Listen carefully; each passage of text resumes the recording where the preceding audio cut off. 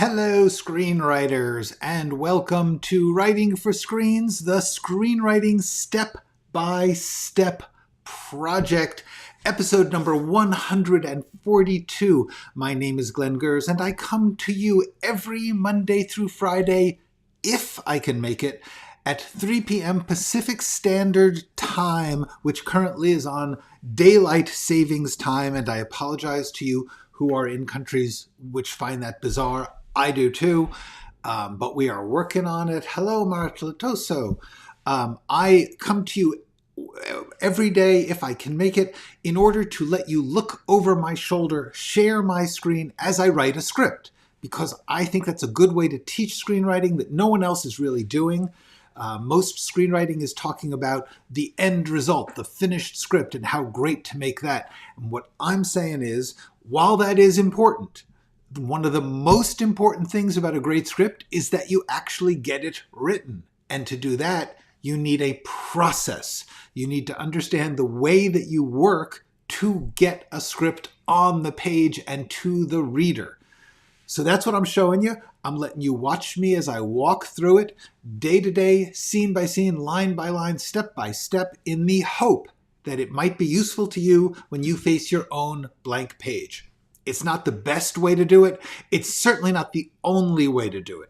It's just a way I figured out in a 25-year career as a writer for TV and movies. And I had to figure this out for myself. And now I have all these people who are asking me, how do you write a script? And I figured the best way to do it is just show you. So that's what we're doing every day. Hello. Wow. You're in Madrid. Arfung. Arfung, for everybody who deserves a lot of praise and best wishes, apparently is heading to Ukraine to volunteer, to help the nation of Ukraine, which I am awestruck that Arfung would go from Hong Kong to Ukraine to help out there. And I think that is magnificent. Please be careful on your trip. Say hi to Madrid, amazing city. Hello, Janae. Good to see you. So let's get to work, because that is our official purpose for being here. Okay, so I'm opening up the text. What we are doing currently, in case you had not noticed, or you're just dropping in, oh, this is important. You don't have to watch all of these. You don't have to watch from number 1 to 141. That's a lot. You could just drop in. Drop in one day, skip a couple, drop in later. You're watching a process. So any piece of it is all I'm trying to show you. Is just how this piece works. The piece that we're working on right now is trimming, cutting, condensing the excess language or bits of characterization or dialogue that were just sort of exploratory. And now that I've got the whole rough draft done, it's time to actually try and focus, because when I was writing the rough draft, which I had outlined, but still I was trying to get everything I could into words, because there's a really big difference between thinking it and having it be in words on a page. That is the crucial step. Let me see if I can get this here, just so that you know how important it is. I even made a graphic. Write it down. That's it. It is really, really important to write stuff down. Until you actually write it down, it's just all so much talk. And that is not a good idea. Once you have written it down, you can make it good. You can't make it good until you've actually got some words on the page. All right. Hello, I write. Apparently, there is a sandstorm in Madrid. Watching soccer and hearing you speak at the same time. Okay, well, maybe sandstorm is some kind of soccer term. But yeah, cool. I am glad. Do what you got to do. Everybody should consume these live streams in the way that is good for them. That is the point. Take what's useful to you, toss the rest. Anybody who says, I have a system, you have to follow my system exactly, this is the way to write scripts. No, there is no one system. Everybody works their own way. You have to figure out what works for your brain and your style and your market and everything else. it's just nobody does it the same way as anybody else. Everyone works their own particular version. One of the coolest things, if you start to read a lot of behind the scenes stuff, is how many bizarre ways people write. It's just amazing. Hello, Rachel Waring. Welcome. Glad you're here. So I'm just showing you a way, and the main thing I'm trying to show you is that it's not the way. It's just some mechanics. It's tools. Just some tools, skills, and process. It's really important. I believe if you have those things, if you have tools being tricks of the trade, you know, like learning how to keep your sentences short or how to not describe things in terms of the camera. Tools, tricks, skills. And you get a process, that's all you need. That everything else is just writing a lot of stuff, a lot of scripts. Okay. Hello, Natasha. Welcome. Okay. So we were writing, this is a fight scene, actually.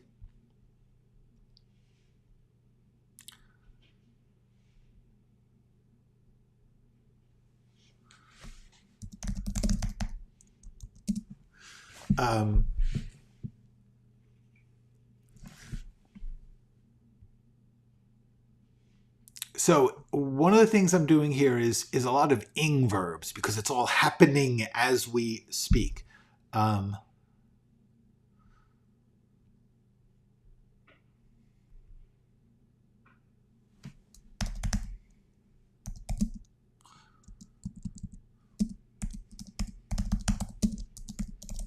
Coming after him.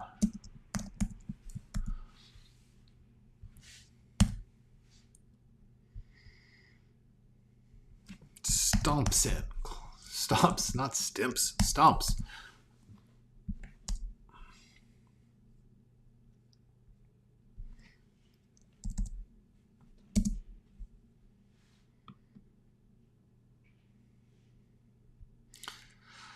Okay, now, technically, do I need to describe a lava lamp? That is interesting.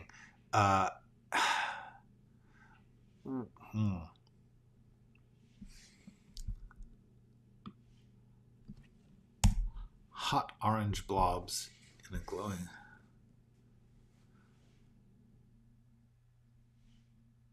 Okay. You know what? I'm going to leave it for now.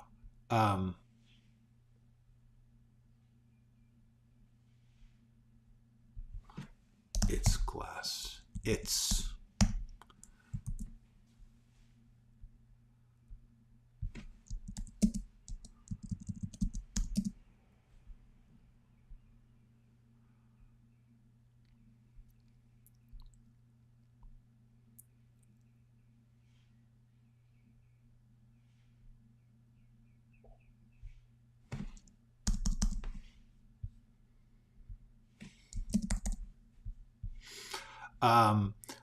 Hi, Film Magician. Will I touch on attracting representation? I can touch on that, but I'm first going to see, did I? Damn, how to get an agent. I did a whole video on that called How to Get an Agent. I do not have the, I don't have, hang on a second. Let me just look here because I would like to just get this for you. I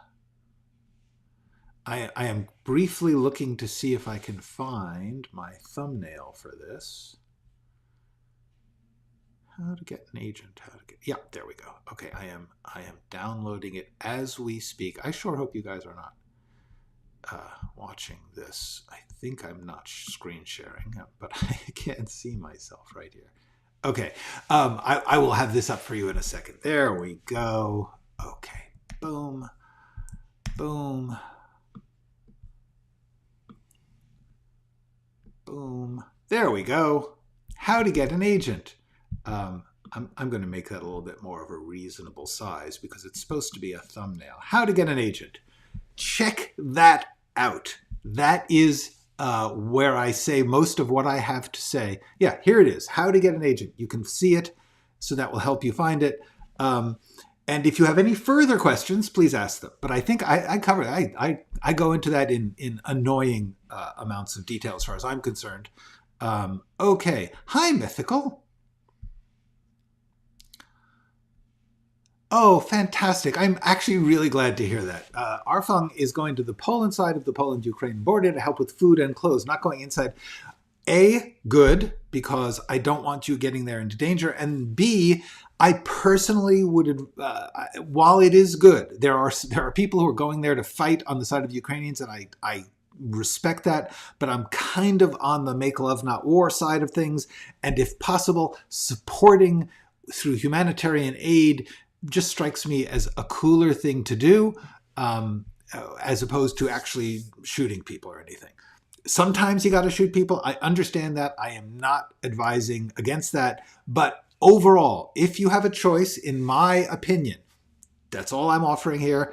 If you have a choice between shooting people or giving them food and shelter, give them food and shelter.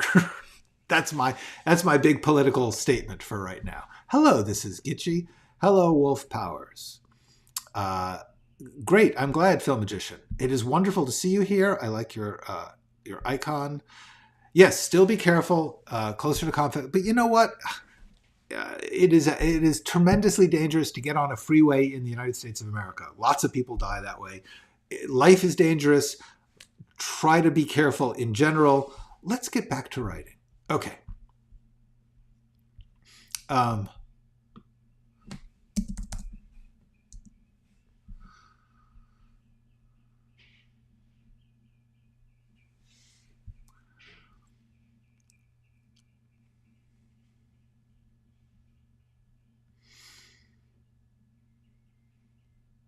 You know, this is fun stuff, so I'm not going to overcut it now. I'm going to see later, because now we're getting into stylistic cutting as opposed to clarity cutting, as opposed to priority cutting.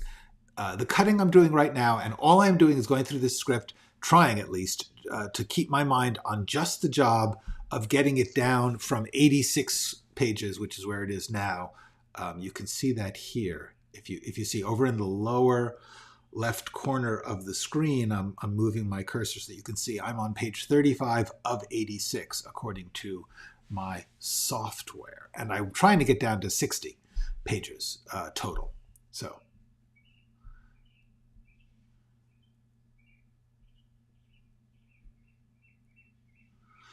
all right.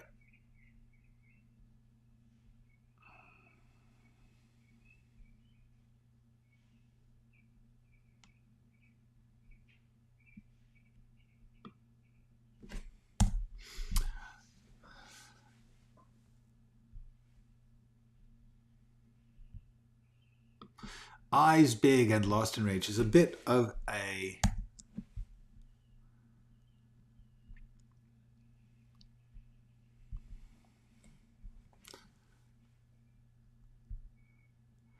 until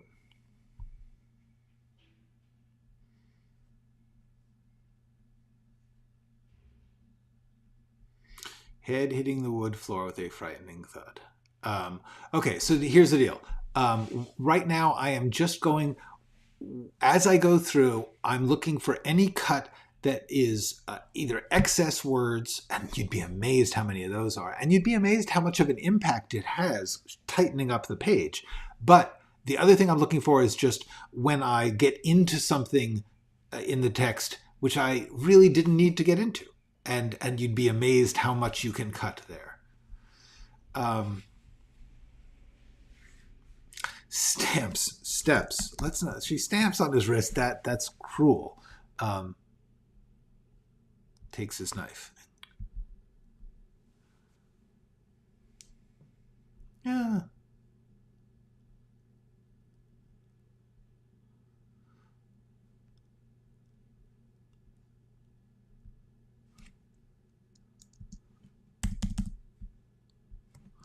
Who are you? What is happening? What the fuck? See, now here's an interesting thing. I originally wrote this as 3 possible lines. And yet I'm kind of thinking they work as a speech. are you? What is happening? What the fuck? I have to watch out for a certain language. I am, but she would say that. So I've got my YouTube advertising values. So we're just going to move ahead there and get rid of that. And my artistic values. It's a tough call. Okay. Yes, the target it's not down to 60. It was always 60. When I wrote the rough draft, I knew I was going way over.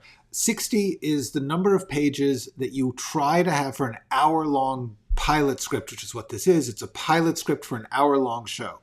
Now, depending on the company and the broadcasting entity of a series, some will be for commercial television, some will be for streaming. They will have different numbers of minutes that an episode actually can be. On network TV, they actually have very limited, tight, like you have to be 47 minutes. Streaming can be 50, be an hour or two, doesn't matter. But in the business, it is generally considered standard to count one page as 1 minute. So I'm trying for 60. And I will cut 26 pages more. You'll see. I will. But she doesn't really steal the knife because stealing suggests that she wants it and wants to own it. What she just wants to do is get it out of his hand. Throws his knife away? No, because she's scared. So she's not going to throw it away. It's a useful thing. Isn't the stream earlier today? We are just... This is something I have meant to mention. I've mentioned it a couple times. Daylight savings time. It's a thing in America. I don't even know if it's a thing anywhere else in the world. But currently, on this past Sunday, 3 or 4 days ago, our clocks at 2 a.m., we moved them forward to 3 a.m. All of our clocks are different from the rest of the world now. I apologize for the United States of America on this particular issue. I think America is a phenomenal place in many ways. However, when it comes to daylight savings time, it feels to me unnecessarily complicated, not unlike us using a different type of measurement, like rulers, so they're doing inches instead of centimeters. But, I grew up with it. That's how I live. Okay. No, everybody does that. It's fine, Mildred. That's okay. Actually, I like explaining why not. So it's great when people suggest things and I can explain, this is why I'm not making that choice. You learn something valuable because, and this is important to know. Oops, I moved a window. I can't see what I'm doing. Hang on. This is the deal. Making choices. Writing is making choices. Yeah, here it is. Writing is making choices. That is all there is. There's not a right or wrong. There is no such thing as right or wrong writing. People say that, like, oh, that's good and that's bad. Kinda. This is good to have that effect. This is bad to have that effect. What all of writing is really is among the possible things you could do, which choice are you making, which excludes other things, allows certain things, and defines what your story and your characters and everything is. All of writing is making choices. So I actually love when somebody says, well, why not this choice? And I can answer that because I am a professional. Okay.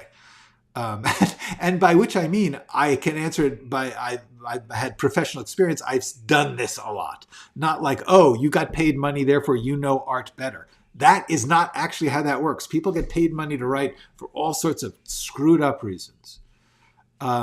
Yes, on YouTube, you can do that now and then, not on networks, not on like TV networks, but you can do that on YouTube now and then. iWrite is recommending a thing called Studio Binder, the types of, cool. Really eye-opening. My feeling is educate yourself as much as possible. Learn as many theories and ideas as possible, then you choose the ones that work for you on the project you're doing at that moment. That's the game. Yes, we are getting rid of, and by it we mean daylight savings time. We are moving towards that. Yes, they are. They are trying to end it. We'll see how the political system handles that. It has not been too effective lately. We have had some serious gridlock in our politics. I got to stop being political here. I am here to write. That's what we're going to do. Okay.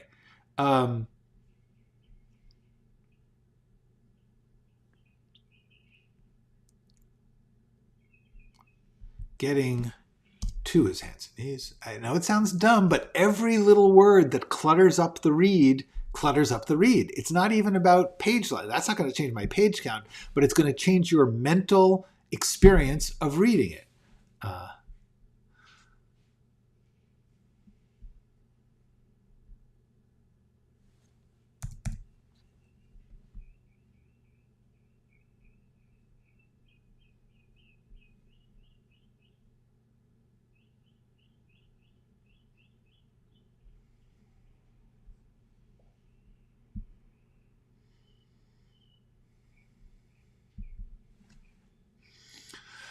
Okay, so technically,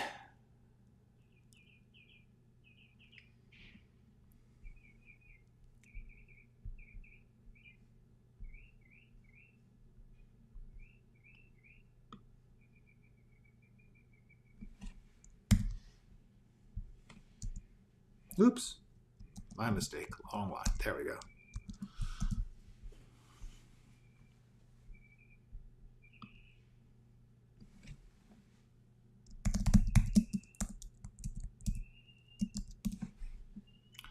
Okay, now I took out phone because landline. What other kind of landline is it going to be?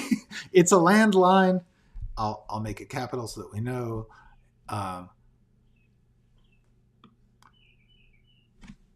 As Dundosky gets associated. See, now this reads better than it did a second ago. Hastily dials 911 on George's line as Dundosky gets associated.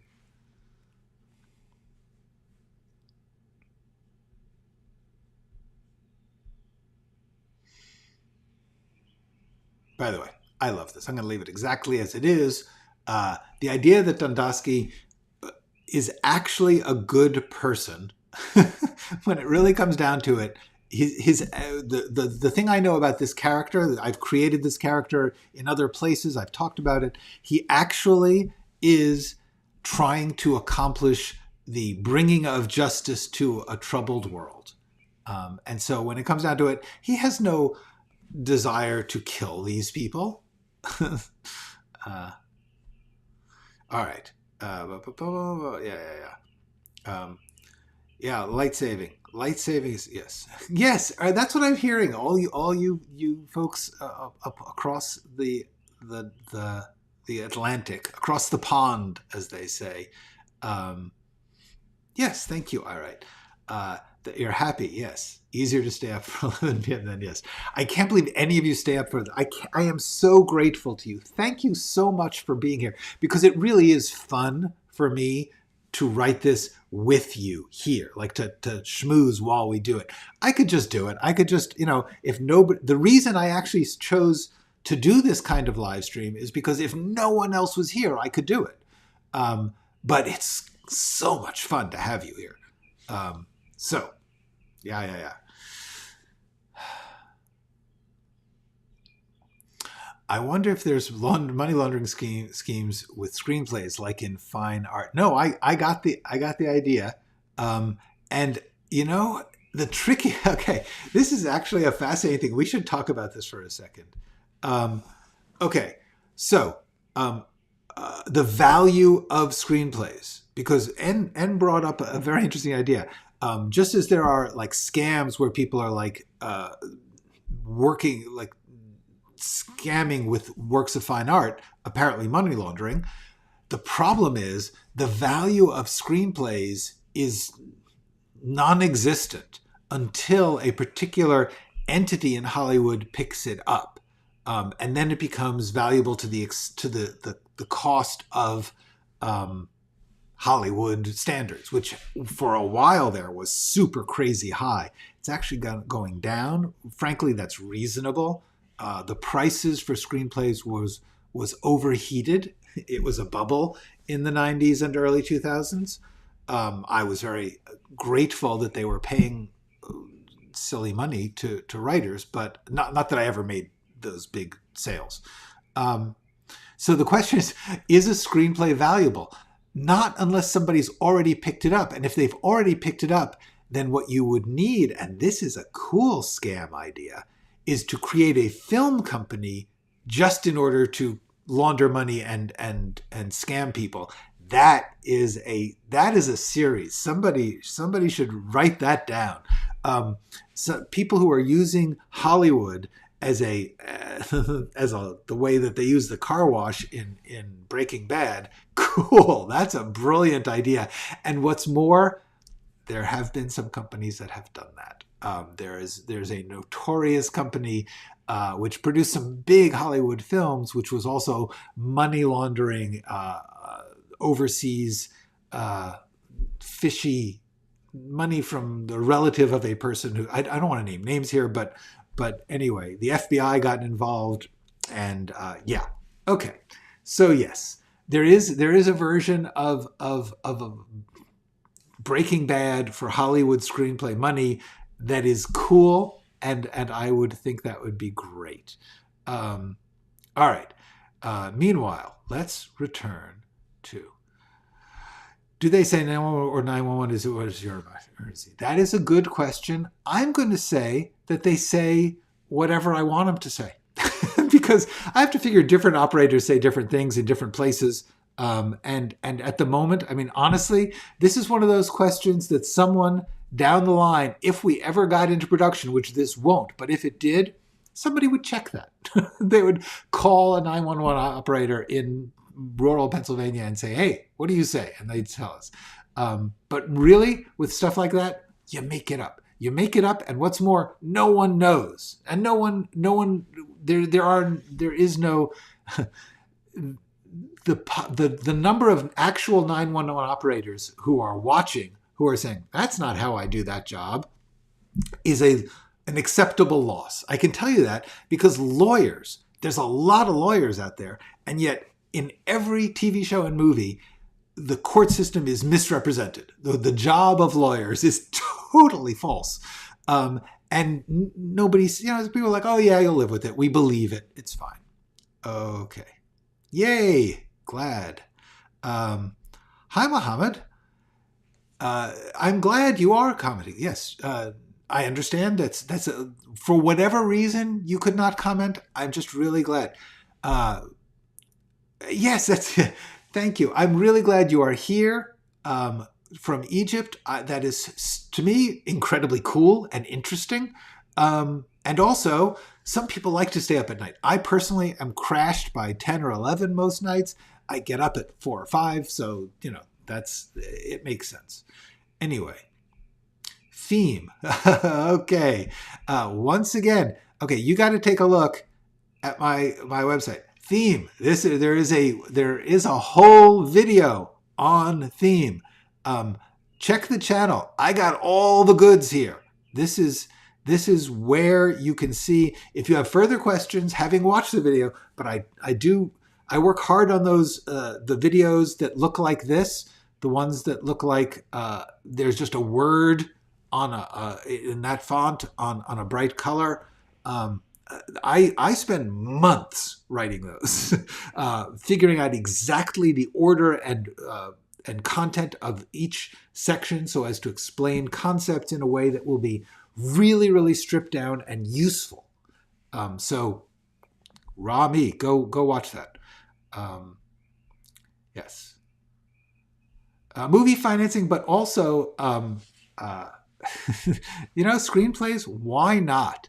There have been a couple of movies about people scamming in the movie industry, notoriously. Now I can't remember the Elmore Leonard one. Get Shorty, which became that had a sequel, and there's also this really whacked out. I can't recommend it because it's obscure but I really got a kick out of it from the 1960s called After the Fox, in which is satirizing a lot of things that are no longer current. So you're like, what are they doing? But at the time, they were making fun of European art films by having this criminal create an Italian neorealist film in order to receive some stolen gold from a ship offshore. They needed the whole town to help bring the gold in from the ship onto the shore. And the way they did that was by telling them it was for a movie. And it's with Peter Sellers, and it was written by Neil Simon. It's an absurd movie. There is no defense of it, but I gotta say, it gives me a kick. Okay. I've heard good things about Brand New Cherry Flavor, but I have not watched it. Thank you, Kristen. Cool. I'm sorry that you had to call them, but that's great. Okay, there's a director who wrote a script in Hong Kong and no one wanted the script. He tried crowdfunding. I will talk about crowdfunding. Sure, let's do it now. Okay, crowdfunding.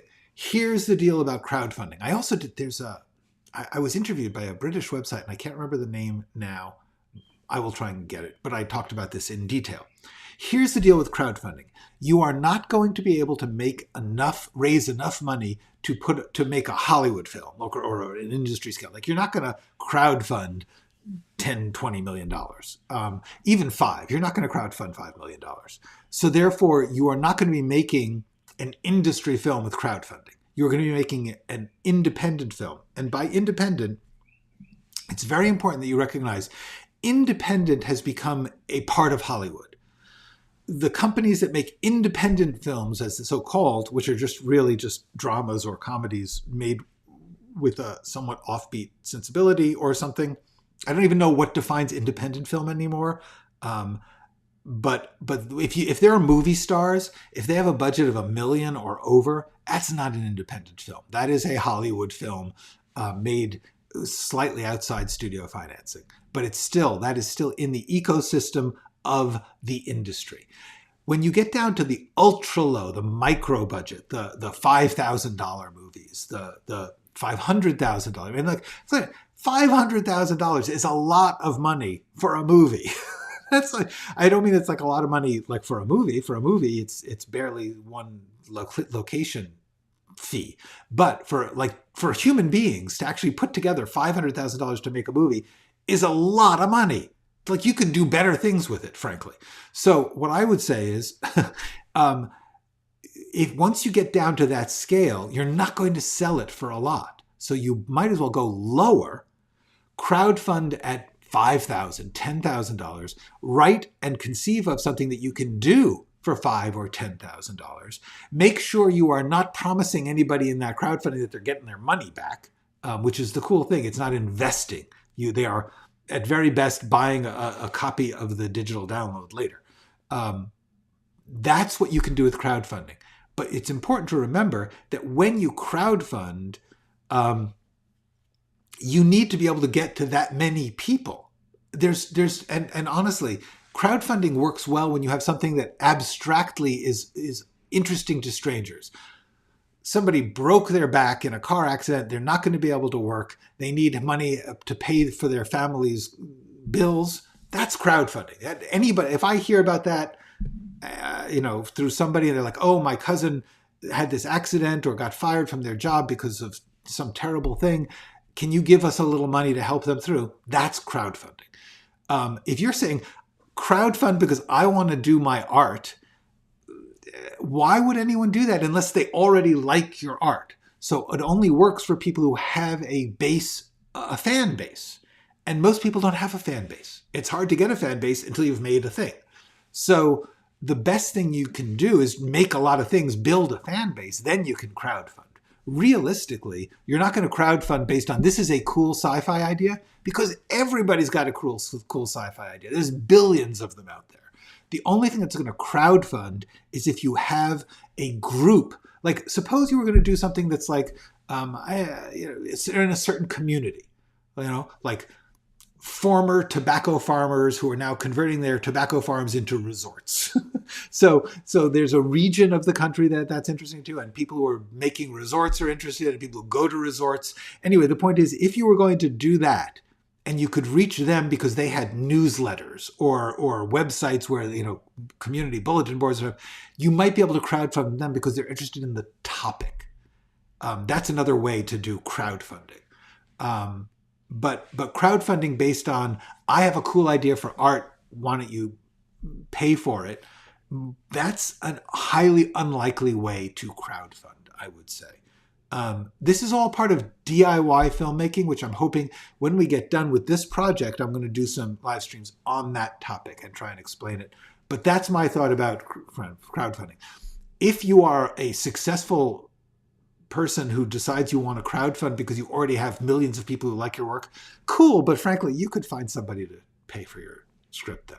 Okay. No, theme as in message. Themes are abstract concepts that are within a story. That's what I mean by theme. Yeah, there definitely have. Veronica Mars, see, now that's first of all, that wasn't entirely crowdfunded, I'm sure. I mean, I can't imagine it was. But if it was, that's because it was originally a TV series. There were millions of people who were already fans. So Veronica Mars is not your crowdfunding. Okay, Veronica Mars was an existing piece of network property that they couldn't get network money for, and so they made it I actually believe the crowdfunding part was not to raise the money. It was to prove to the network that the fan base would turn out. That was actually the point of the Veronica Mars crowdfunding, is that the network would be like, it's an old show, we don't think people like it. And then they're like, here, watch, they'll pay for tickets in advance. Boom, that's how you did it. Okay, your writing shows. Many people say nothing in particular. Oh, good, thank you. Zach Braff did Wish I Was Here. Zach Braff, once again, he had been on a hugely successful sitcom and made several movies. By the way, with all of those, I am willing to bet that they were also bringing in other funding.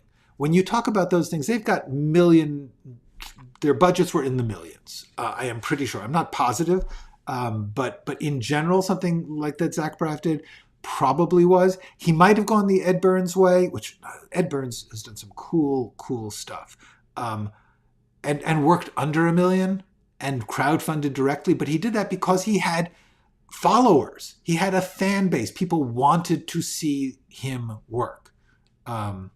Exactly. Okay.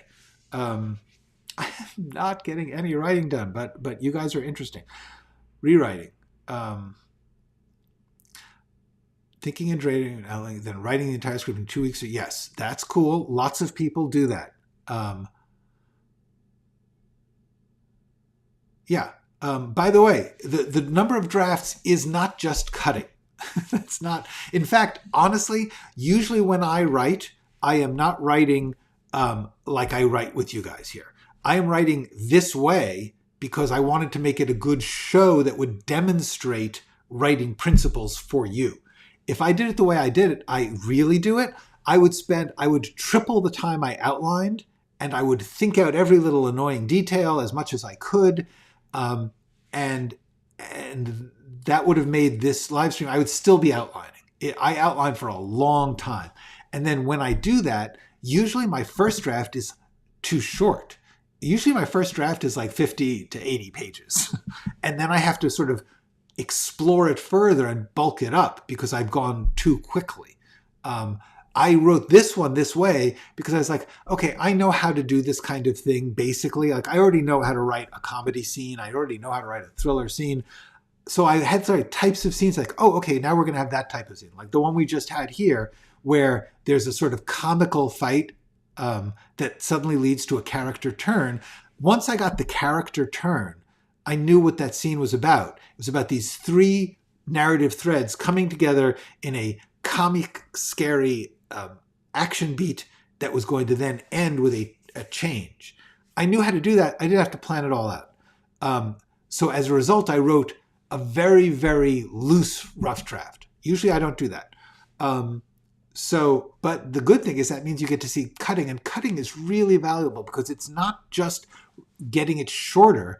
It's getting it focused. It's getting it prioritized. It's choosing centers. And that's what rewriting is about.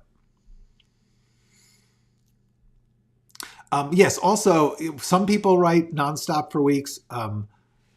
Exactly. That many people, like for me, I can't write that long. I just can't. If I write for 2 or 3 hours, I'm burned out. When I was younger, that wasn't always true, but certainly it's just, I get enough and then I feel like, I'm going to step away. I'm going to be better if I come back, after a break. No, there's, as long as you can then do the rewrite. This is actually interesting. I was just talking to a writer friend of mine who's very professional, but he had worked in theater for a long time. And then he got a job working in TV without really knowing that much about what TV writing was. And so the first times that somebody said, here, rewrite this scene, he said the only way that he knew to rewrite it was simply to write it again. Not to do what I'm doing, where I'm like, well, which parts of this work and which parts of this don't. He just started again from the beginning and wrote the whole scene a new way. That's not actually rewriting. That's replacing. And you can't keep doing that. The whole point of rewriting is to refine the thing towards its best self or towards a new need for it. So yes, you need to learn how to rewrite, even if you write the perfect first draft, because A, no such thing as perfect. B, they will always ask you to change it. It does not matter. You could write the perfect script, and I guarantee you, everyone in the business is going to give you notes, and you're going to have to do rewrites. It's just the way it goes.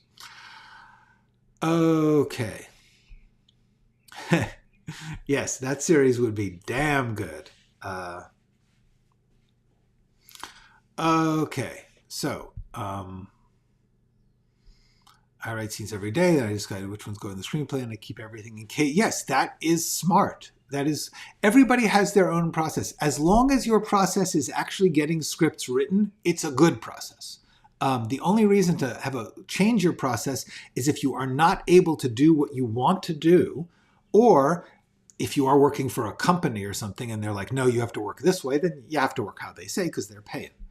All right. No, outlining can be great. Outline, if you're getting, I have a friend who writes, an outline is basically half the length of, he writes both scripts and novels. And so his outlines for novels are like 100 pages, 150 pages. Yeah. Okay. I normally end up with 3 drafts that are mostly polished and theme structure work. Yeah, that's great. If you can do it, great. That's there's nothing wrong with doing it easily and well. The thing that's interesting about this is that nothing fundamental changes except in the outlining phase. What can you handle it if you bring it to a producer and they say, change something fundamental? Because that killed me when I had to start learning that. I have to tell you, that was like a 5 to 10 year process for me after the 10 to 15 years of learning how to be a good writer, to learn how to be a good employed writer where they tell you to change things that you're like, that is the fundamental thing. I can't change that. I might as well just throw out the whole thing. But that's often what happens, often in the business. Okay. My goal is to nonstop write for weeks. Yeah, it's hard. It doesn't, everybody works differently. All that matters is that you write. If you're writing, if you're getting, cool. Yeah.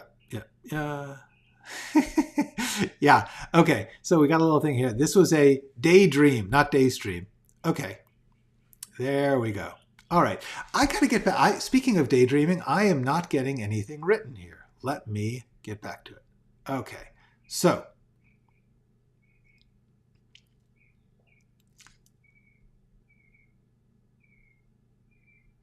now, for instance, with his other hand, he takes his phone from his pocket and dials. How about if we just say he dials his phone? We don't need to show how he gets his phone. These are the things.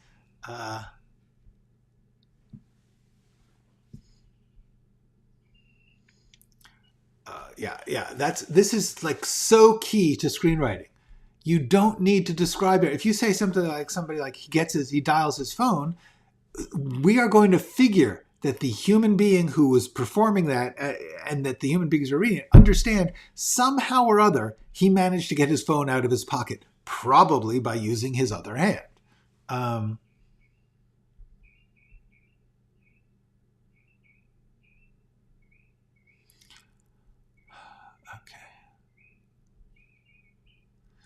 I'm not sure if I need this.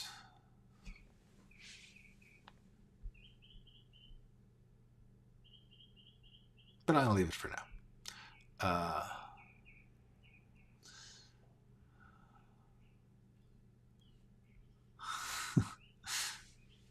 Okay.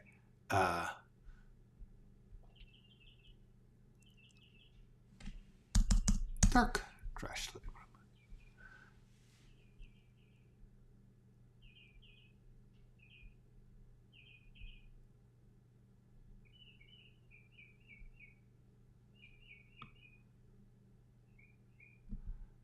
Because his...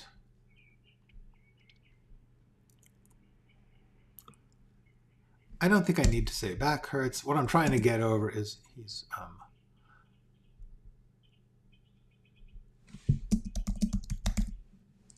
and holding the brow. Don't care where. Okay, look at that. See, that's better. Doesn't hastily disconnect, he just disconnects. See, this is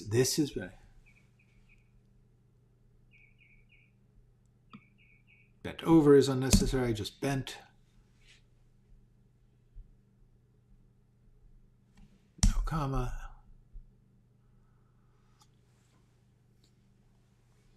See, this is clearer than what I had before. This is what cutting is about. This is frankly what writing is about. You want to just get your words to be clear and simple enough that the message gets through and they don't get cluttered up.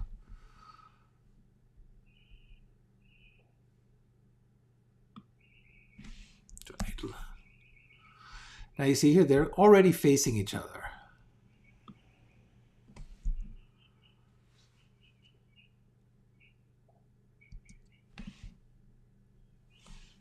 Madeline.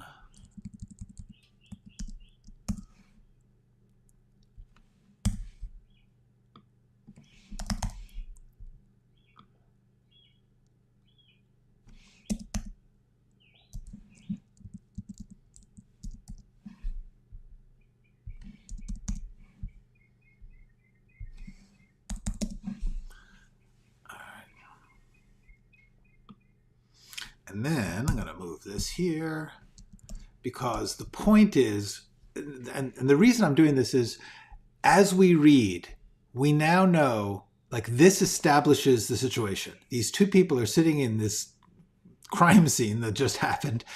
He's kind of beat up and she's stoned.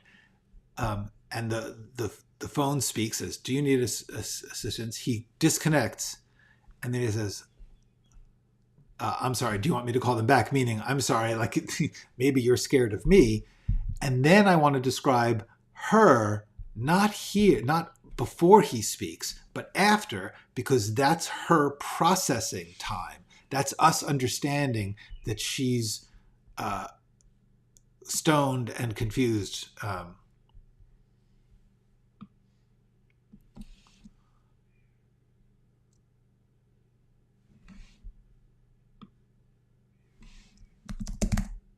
He shrugs.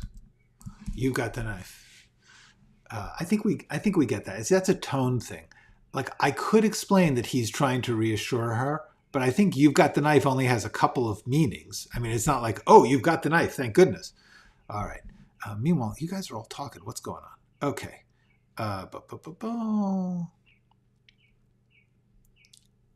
Writing minus the typing. Yeah, kind of, but it really helps to type. If you just daydream, you'll be amazed how much you lose. Write it down.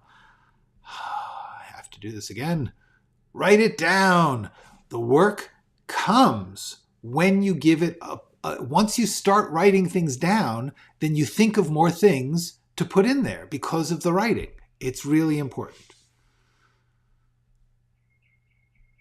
Right. Here's something: venting or just plain complaining, I lose my energy to do anything mental. Yes, good that you know that about yourself. This is really important. Everybody has to know for themselves what produces the place in which you can write. I've tried to talk a little bit about this and create a ritual. I want to encourage you to find your own limits and rules and ways of doing it. That the whole point is each of us has our own inspirations and sensitivities and times of day that work. And the best thing you can do is not think I ought to be doing that or I ought to be doing this, and think, what do I actually, when am I happiest working? When am I most productive? And then work that out. Okay.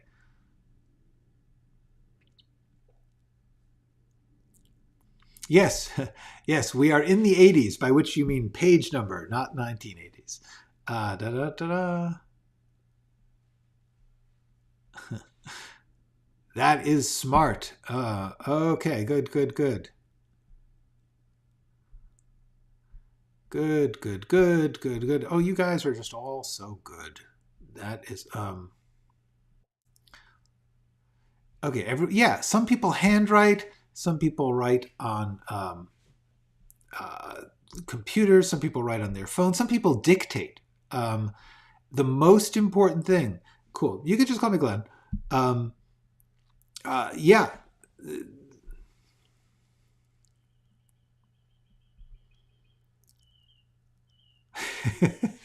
That's funny. Yeah, yeah. That's sometimes you need to tune people out. One of the things you need to do if you're like and like me, I get this way too. There's the problem of if you need to mentally shut out the demands of other people in order to focus on your writing, that's a legitimate thing. There's nothing wrong with that. You just have to figure out how to do that comfortably. Like for me, for a long time, I was really, you know what?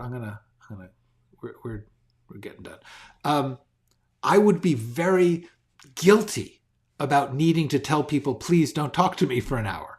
And so I would say it in a really nasty way. And that just made me then feel bad about the fact that I was going to be making this demand on people to write it. The best thing is if you can learn to say comfortably, happily, hey, I'm off duty for an hour. You know, I'm shut down for an hour, doing my thing. And if you can compromise and say, okay, I'm not going to say, don't talk to me for 24 hours. You know, an hour, it's not too much to ask, 2 or 3, something like that, whatever it is. If you can figure out a way to become comfortable and confident with your requirements for writing, then you will write more easily when you get them. Because the worst thing is to feel stressed or anxious because of the thing you needed to do to write. Because then you don't get to write because you're too busy feeling stressed or anxious or guilty or whatever you're feeling. And the best and the ripple effects of that just don't end. Likewise, the effects of becoming confident and calm about declaring your process, compartmentalizing it to whatever you need to, or for the people who say, like, I need to bounce this off someone, so I need to find a writing partner who I can talk to, or I need to say it out loud, so I'd better dictate it. Whatever it is, find your process. That is cool.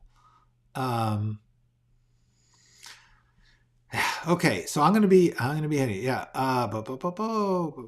If you don't write things down, yeah. My handwriting is horrible. Yes, I have a handwriting problem too. So that, but there have been times when I had to write by hand. Wasn't any choice. You just do the best you can. Najo types, which is not a surprise. It helps to be a chronic daydreamer.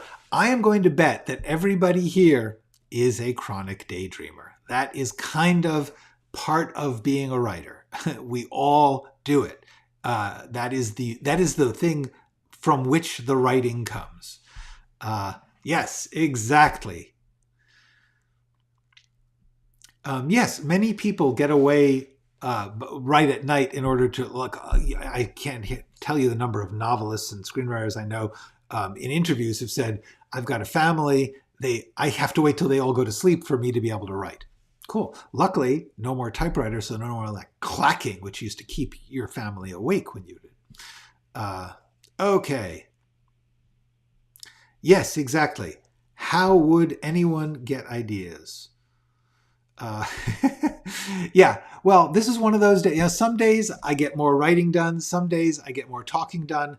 It's all okay. Um,